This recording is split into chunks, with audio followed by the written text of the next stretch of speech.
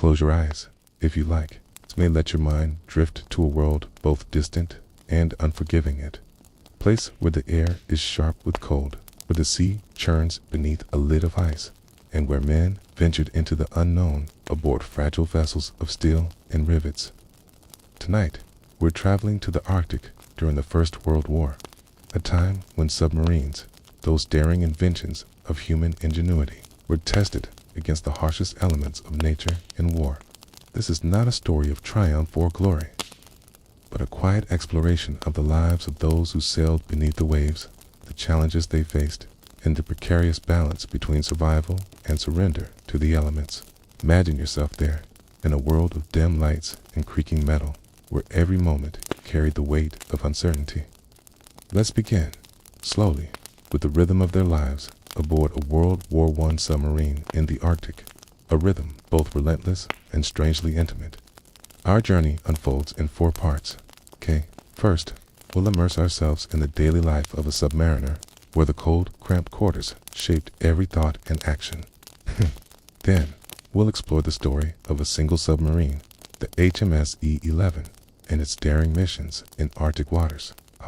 From there, we'll delve into the mysteries of lost submarines, where wrecks and unanswered questions still lie beneath the ice.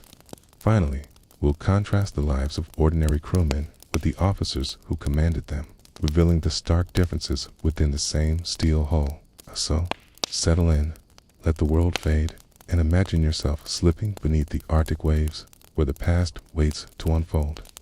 Picture yourself inside a World War I submarine, a steel tube no longer than a modest house, perhaps 150 feet from bow to stern, and barely wide enough for 2 men to pass shoulder to shoulder. The air is heavy, thick with the scent of oil, sweat, and the faint metallic temps of machinery. It's 1916, and you're aboard a British E-class submarine, one of the workhorses of the Royal Navy, navigating the Arctic waters off the Norwegian coast or the Barents Sea. The temperature inside hovers just above freezing, even with the crew's bodies pressed close together. Your breath catches in your throat, visible in the dim glow of electric lamps that flicker with every jolt of the vessel. The walls, lined with pipes and valves, glisten with condensation, and every surface feels damp to the touch. This is your world now, a place where the boundary between man and machine blurs. Routine on survival depends on endurance, routine, and an unspoken trust in the men around you. The day begins with the low hum of the diesel engines, their vibration rattling through the hull like a heartbeat. If you're on the surface, the engines gulp fresh air through the conning tower, but the moment the submarine dives, the world shifts. The hatches clang shut, and the air grows stale, recycled through primitive filters that do little to mask the odors of unwashed bodies and engine grease. You're a crewman, perhaps a stoker, a torpedo man, or a signaler man. Your life is governed by the rhythm of watches. 4 hours on, 4 hours off, though sleep is never guaranteed. The Arctic's cold seeps through the hull, and even in your woolen jumper, the chill clings to your bones. You pull your coat tighter, but it's little help against the damp that soaks through everything. Space is your constant adversary. There's no privacy, no quiet corner to escape the clatter of machinery or the murmurs of your shipmates. Bunks, if you can call them that, are canvas hammocks or narrow shelves bolted to the bulkheads, shared between men on opposite watches. Sleep where you can, often curled around a pipe or wedged against a crate of supplies. The lucky ones might snatch a few hours of rest, but the creak of the hull, the groan of metal under pressure, or the sudden lurch of a dive keeps your senses sharp, even in exhaustion. Food is another challenge. The galley, if it exists, is a tiny corner with a single burner. Meals are simple: tinned beef, hard biscuits, and tea brewed with water that tastes faintly of oil. Fresh provisions spoil quickly in the damp, and by the second week of a patrol, you're down to preserved rations, their texture gritty, and their flavor a distant memory. The Arctic adds its own burdens. Above the surface, the sea is a chaos of towering waves and shrieking winds, tossing the submarine like a toy. Below, The water is calmer, but no less treacherous. Ice floes drift silently, their jagged edges capable of gashing the hull. The crew listens for the telltale scrape of ice against steel, a sound that cuts through the hum of the engines like a warning. Navigation is a gamble. Magnetic compasses falter so close to the North Pole, and charts of these waters are incomplete, drawn from the guesses of earlier explorers. You rely on the skill of the hydrophone operator, who presses his ear to the receiver, listening for the distant churn of a ship's propeller or the ominous crack of shifting ice. Work defines your existence. If you're a stoker, you tend the engines, crawling into tight spaces to adjust valves or clear clogs, your hands slick with grease and your face streaked with soot. If you're a torpedo man, you spend hours maintaining the weapons, ensuring the delicate mechanisms are free of rust in the ever-present damp. Every task is urgent, yet time moves slowly, each moment stretched by the monotony and the cold. Mistakes are costly. A single misstep, a valve left open, a gauge misread could flood the boat or drain the batteries, leaving you stranded beneath the waves. The crew survival hinges on precision, and you learn to move with care, your hands steady despite the chill.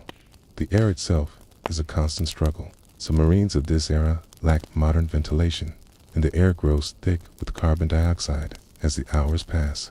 Your head aches, your thoughts blur, and the simple act of breathing feels like effort. Battery-powered fans stir the air, but they're feeble against the weight of confinement.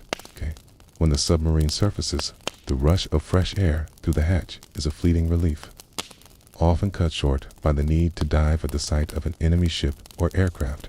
And in the Arctic, surfacing carries its own wrist size, can block the hatch, trapping you below, or a storm can flood the conning tower, sending icy water cascading into the boat. Human connection is both a comfort and a strain. You're surrounded by 30 or 40 men, each with their own habits, smells, and tempers. There's camaraderie, yes, shared jokes, quiet songs, or the passing of a cigarette butt. There's also tension. A careless word or a clumsy movement in these tight quarters can spark irritation. Yet, you depend on one another. The man beside you might save your life by spotting a leak or securing a hatch. Trust is unspoken, built through shared hardship.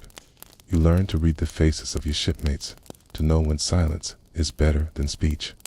The psychological toll is subtle but relentless. The Arctic's endless winter nights, where the sun barely rises, blur the boundaries between day and night. Inside the submarine, time loses meaning. The dim lights never change, and the world outside is a mystery, glimpsed only through the periscope or during brief moments on the surface. You wonder about the enemy German U-boats or surface ships patrolling the same waters. You wonder about home, a place that feels impossibly distant. And always, there's the knowledge that a single momentum torpedo, a mine, a failure of the hulk, end it all.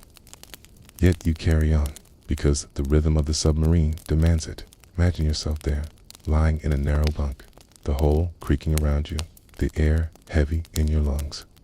The Arctic is vast and indifferent, and you are a speck within it, bound to a machine that is both your shelter and your prison. This was the daily life of a submariner, a life of endurance, where every breath, every task, every moment was a quiet act of defiance against the odds. As the hum of the submarine's engines fades into the background of your mind, let us shift our focus to a single vessel and a single man who dared to navigate the Arctic. Icy grip during the First World War. Imagine yourself aboard the HMS E11, a British E-class submarine, in the winter of 1916. The air is colder now, the sea more treacherous, and the stakes impossibly high. This is the story of Lieutenant Commander Martin Nasmith and his crew, who ventured into the Arctic waters of the Barents Sea, far from the more familiar battlegrounds of the North Sea or the Mediterranean. Their mission was bold, their challenges immense. And their story reveals the fragile line between triumph and catastrophe in the frozen north. The HMS E11 was no stranger to daring exploits. By 1916, it had already earned fame under Nasmyth's command for its operations in the Dardanelles, where it sank Ottoman ships and disrupted supply lines with a precision that bordered on the audacious. Nasmyth, a slight man with a sharp mind and an unyielding resolve, was known for his ability to think 3 steps ahead, to anticipate the seas, winds, and the enemy's movements. His crew trusted him implicitly, a trust forged in the crucible of earlier missions. But the Arctic was a different beast. Here, the enemy was not only the German Navy, but the environment itself. By Steck could crush steel, currents that defied prediction, and a cold that seeped into every thought and action. Picture the E11 slicing through the dark waters of the Barents Sea, its hull painted with the scars of earlier campaigns. The mission was to disrupt German supply lines supporting their operations in the far north, where convoys ferried iron ore and munitions through Norwegian waters. The Arctic was a critical theater, though often overshadowed by the trenches of France. Germany's war machine relied on these resources, and the Royal Navy aimed to choke their supply.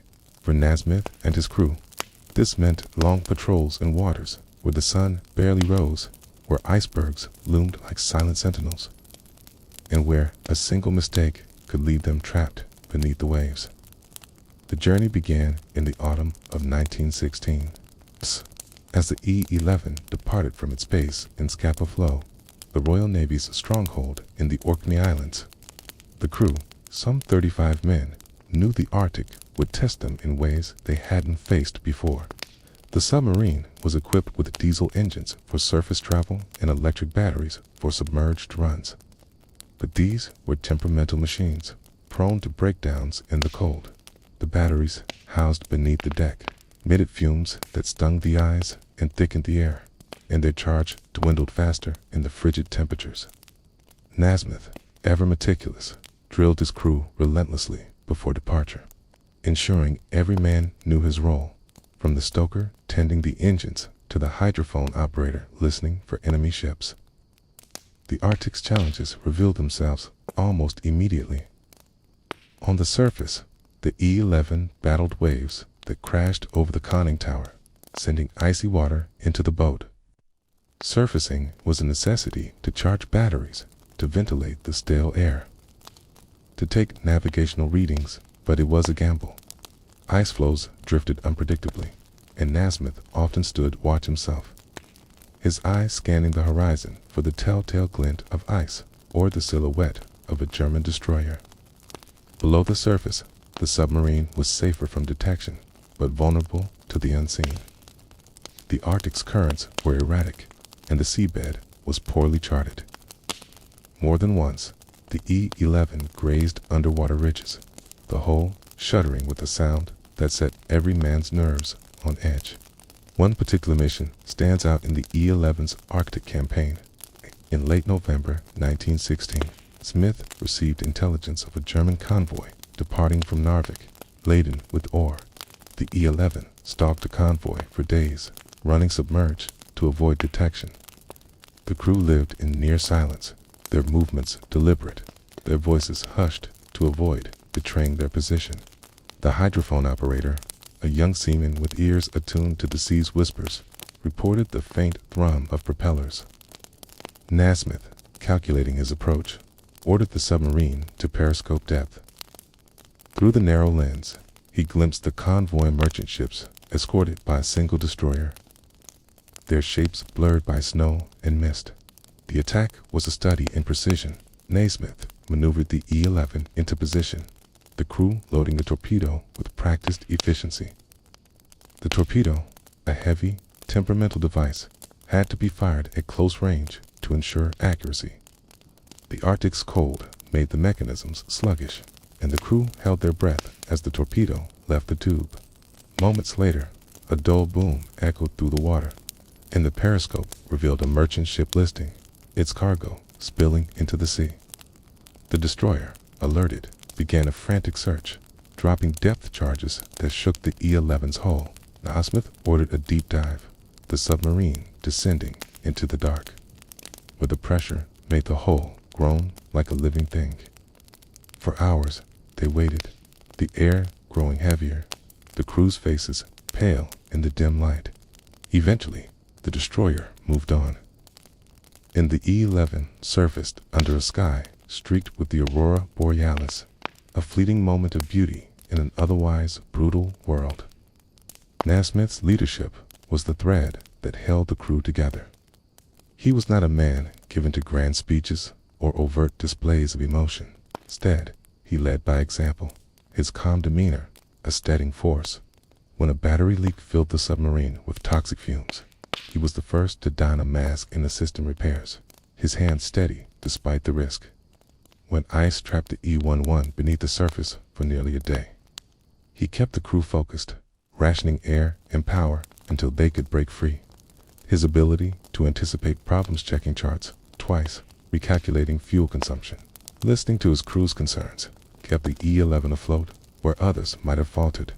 Yet the toll was undeniable.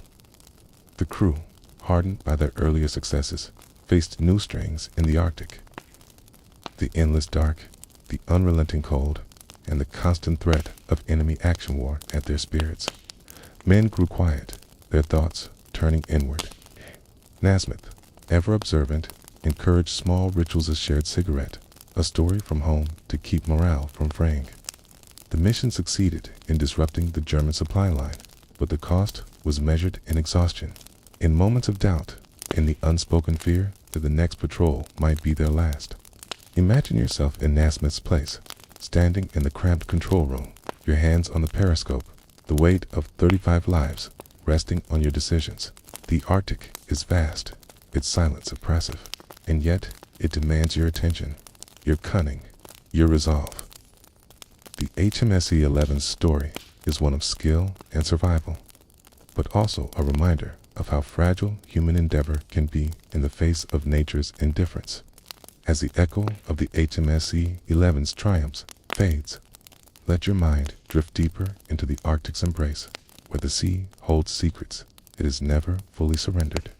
Beneath the waves, hidden by layers of ice and time, by the wrecks of submarines that ventured into these waters during the First World War and never returned. These lost vessels, their crews, and the mysteries surrounding their fates weave a tapestry of intrigue. Not with the sharp thrill of adventure, but with the quiet weight of unanswered questions. Imagine yourself floating above the Arctic seabed, where the water is dark and still, and the remnants of these submarines rest. Their steel frames silent witnesses to a forgotten struggle. This is a journey into the archaeology of the deep, the culture of submariners, and the enduring enigma of what lies beneath. The Arctic was a graveyard for submarines during World War I, though its toll was less documented than the battles of the Atlantic or the Mediterranean. The British, German, and even Russian navies sent their vessels into these waters, chasing strategic advantage in a region vital for its resources and shipping routes. But the Arctic was unforgiving. Its ice could trap a submarine on the surface, its uncharted shoals could tear open a hull, and its storms could overwhelm even the sturdiest craft. Many submarines simply vanished, their fates recorded only as brief notations in naval logs. Overdue, presumed lost. Today, marine archaeologists search for these wrecks, piecing together fragments of history from sonar scans and scattered debris. But the Arctic guards its secrets well.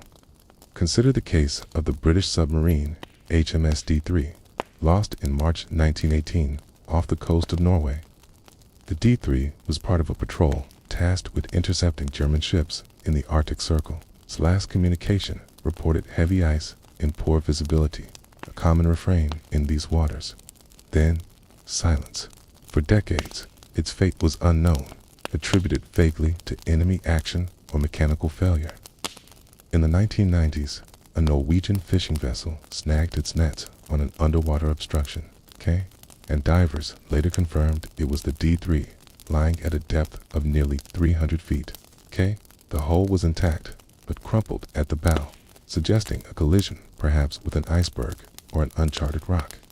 No bodies were found. The crew had either escaped and perished in the frigid water or remained sealed inside, their final moments unrecorded. The wreck offered clues, but no answers. Why had the D3 ventured so close to the ice? Had the crew misjudged their position in the Arctic's magnetic haze?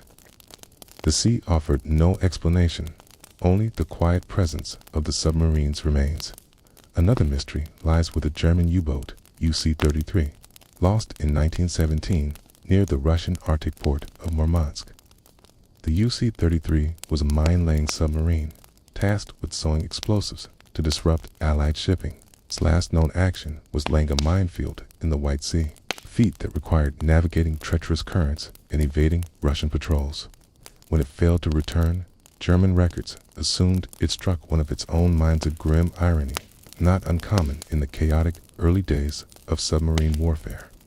In 2003, Russian divers located a wreck that matched UC-33's description, its hull split open as if torn by an explosion, yet questions lingered. Had it indeed struck a mine, or had a Russian destroyer caught it unawares? The wreck's position, far from its intended route, suggested navigational error, perhaps compounded by the Arctic's distorted compass readings. The artifacts recovered rusted instruments, a single boot. A fragment of a logbook spoke of a crew caught in a moment of crisis, but the full story remained elusive. These wrecks are more than relics. They are windows into the culture of the submariners who sailed them. Life aboard a World War I submarine fostered a unique bond, a brotherhood forged in shared hardship. The crews, often young men in their late teens or early 20s, developed rituals to cope with the isolation and danger. They sang shanties in low voices to avoid detection, shared stories of home during rare moments of rest, and marked their patrols with small tokens, a carved initial on a bunk, a tally of dives scratched into the bulkhead. Superstitions were rife. Some refused to shave during a patrol, believing it brought luck. Others carried charms, like a coin or a letter from a loved one, tucked into a pocket. The Arctic amplified these traditions, as the endless dark and the ever-present cold made the men cling to anything that offered comfort or control. The culture extended beyond the submarine itself. In port, submariners were a breed apart, viewed with a mix of awe and suspicion by surface sailors. Their work was secretive, their risks poorly understood. They spoke a language of their own terms, like trim, below the tanks, or periscope depth, and carried themselves with a quiet pride. Yet the Arctic tested this resilience. Letters recovered from other submarines of the era reveal a recurring theme, a longing for warmth, for light, for a world beyond the still walls. One British submariner wrote, "The sea here is a living thing, and it does not want us." The sentiment captures the Arctic's oppressive presence, a force that shaped not just their missions, but their very sense of being. Archaeology offers a tangible connection to these men. Divers exploring Arctic wrecks describe a haunting stillness, torpedoes still in their tubes, gauges frozen at their last readings, personal items like a watch or a pipe left where they fell. These artifacts are handled with care, not just for their historical value, but for what they represent. Lives cut short, stories unfinished. The Arctic's cold preserves these relics better than warmer seas, the low oxygen levels slowing corrosion. Yet the environment remains hostile to exploration. Divers face the same dangers the submariners did: currents that shift without warning, ice that closes over dive sites, and visibility that drops to near zero in the silt-laden depths. Each discovery is a triumph, but it comes with the knowledge that many wrecks will never be found, their locations lost to time or buried beneath sediment. The mysteries of these lost submarines resonate because they mirror the submariner's own experience, a constant struggle against the unknown. Imagine yourself there, not as a diver, but as one of those crewmen. Your world reduced to the flicker of a lamp, the creak of the hull, the distant sound of ice brushing against steel. The Arctic, was not just a place, was a presence, shaping the men who sailed it, claiming some and leaving others to wonder what became of their comrades. The wrecks, scattered across the seabed, are a testament to their courage and a reminder of the sea's indifference. As the mysteries of the Arctic's lost submarines settle into the quiet corners of your mind, let's return to the steel confines of a world. WWI submarine, where the men who sailed these vessels lived in a world of stark contrasts. Imagine yourself back inside that narrow hull, the air heavy with the scent of oil and damp wool, the faint hum of machinery a constant companion. But now, consider the invisible lines that divided the men within this shared space. The officers and the enlisted crew, though bound by the same mission and the same unforgiving sea, lead lives that differed in ways both subtle and profound. In the Arctic's relentless grip, these differences shaped their experiences, their burdens, and their chances of survival.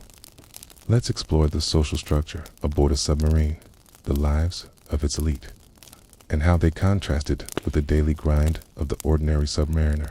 The submarine's crew was a microcosm of society, its hierarchy rigid despite the cramped quarters.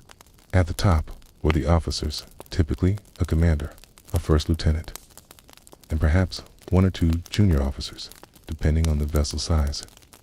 These men, often from middle or upper-class backgrounds, were products of naval academies or rigorous training programs.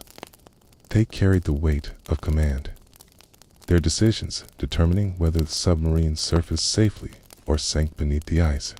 Below them were the enlisted menstokers, torpedo men, signalers, crew, and mechanics drawn from working-class towns, their hands calloused from labor before they ever set foot on a submarine. In the Arctic, where every moment tested endurance, this divide was both a source of order and a quiet tension. For the officers, life aboard was a blend of privilege and pressure. Take the commander, like Martin Nasmith of the HMS E11, whose story we explored earlier. His quarters, though modest, were a world apart from the crew's. He had a small cabin, perhaps 6 feet by 4, with a fold-down bunk and a desk barely wide enough for a chart. It was a private space, a rare luxury in a submarine where privacy was otherwise non-existent. The officers' mess, if it could be called that, was a narrow table in the control room where they ate slightly better Fairtan fruit or jam alongside the standard corned beef and biscuits. Their uniforms, though often damp and frayed, marked their status, and they were spared the grimiest tasks, clawing into the bilge to fix a leak or scrubbing rust from the torpedo tubes. Yet, privilege came with responsibility. Officers were expected to be omniscient, their knowledge of navigation, engineering, and tactics flawless. In the Arctic, this burden was magnified. The commander stood watch in the conning tower, his face stung by icy spray, scanning for icebergs or enemy ships. He pored over charts that were often little more than guesses, the Arctic's depths poorly mapped. A single error missed judging a current, underestimating the ice could doom the entire crew. The first lieutenant, second in command, oversaw the submarine's trim, ensuring it stayed balanced during dives, a task that required constant vigilance in the unpredictable Arctic waters. Junior officers, often young and untested, managed the crew's morale, relaying orders with a confidence they didn't always feel. Their days were long, their sleep broken by the need to check instruments or respond to emergencies. The Arctic's endless winter nights blurred time, and the officers' faces grew gaunt, their eyes shadowed from the strain of command. The enlisted crew, by contrast, lived a life of physical toil and limited agency. Imagine yourself as one of them, a stoker, perhaps tasked with keeping the diesel engines running. Your hands are slick with grease, your back aching from hours bent over machinery in spaces so tight you can't stand upright. The air is thick, the cold seeping through your jumper, and the constant vibration of the engines rattles your bones. Your bunk, shared with another man on the opposite watch, is a narrow shelf, your sleep interrupted by the clatter of pipes or the sudden lurch of a dive. Meals are eaten standing or perched on a crate. The food monotonous and barely palatable after weeks at sea. The Arctic's chill makes every task harder, fingers numb as you tighten a bolt, breath clouding as you check a gauge. The crew's work was the submarine's heartbeat. Torpedo men maintained the weapons, their hands steady despite the cold. Knowing a single jam could render the submarine defenseless, signalers hunched over primitive radios, straining to hear faint transmissions through the Arctic's interference. Mechanics patched leaks and repaired pumps, their tools slipping in the damp. Every man knew his role, but none had the broader picture. Orders came from above, often without explanation, and obedience was absolute. The crew's world was one of routine, yet it was punctuated by moments of terror. Depth charges. Boom. The scrape of ice against the hull. The sudden hiss of a leak. These were the moments that reminded you of your place, a cog in a machine that could fail at any time. Socially, the divide was palpable. Officers addressed the crew by rank or surname, while the crew used sir or captain. Key. In port, officers dined in wardrooms, while the crew drank in pubs or slept in barracks. Aboard, the officers' voices carried authority, their decisions unquestioned, though not always understood. Yet, the Arctic blurred these lines at times. When a battery leaked or a valve stuck, officers worked alongside the crew, their hands just as dirty, their faces just as tense. In the face of a crisis, a flooded compartment, a trapped hatch, the hierarchy softened, if only for a moment. Survival demanded cooperation, and the shared danger of the Arctic fostered a grudging respect. The contrast extended to their inner lives. Officers, educated and often ambitious, saw the submarine service as a path to promotion or recognition. Men like Nasmith dreamed of strategic victories, their names etched in naval history. The crew, however, thought in simpler terms, surviving the patrol, returning to port, seeing their families again. Letters home, if they could write them, spoke of small things, a warm meal, a dry bed, the hope of leave. The Arctic amplified these differences. Officers grappled with the weight of command, their minds racing to outwit the sea and the enemy. The crew focused on the task at hand, their world narrowed to the next watch, the next meal, the next breath of stale air. Imagine yourself caught between these worlds, not quite an officer, not fully one of the crew. The submarine is a prison of steel, yet it's also a fragile shield against the Arctic's wrath. The officers' calm voices guide you, but it's the crew's hands, your hands, that keep the boat alive. The divide is real, but so is the shared struggle, the knowledge that every man, from commander to stoker, is bound to the same fate beneath the waves. As the submarine fades from your mind, let the Arctic's chill slip away, placed by the warmth of the present, the comfort of your own space. We've journeyed through the lives of submariners, from the daily grind of their existence to the daring missions of the HMS E11, from the mysteries of lost wrecks to the social divides that shape their world. The Arctic was a crucible, testing men against nature, technology, and their own limits. Their story is one of resilience, of quiet courage in the face of overwhelming odds. Yet it's also a reminder of how far we've become, where steel holes and flickering lamps have given way to modern comforts, where the dangers of the past are now stories to lull you into rest. Imagine yourself now, not in the cold confines of a submarine, but in a place of safety, where the rhythm of your breath is steady, unhurried. The men of those Arctic patrols faced a world we can scarcely fathom, their lives a delicate balance between duty and survival. As you drift toward sleep, let their stories settle around you, a distant echo of a time when the sea was both home and adversary. Rest now, and let the waves carry you gently into the night.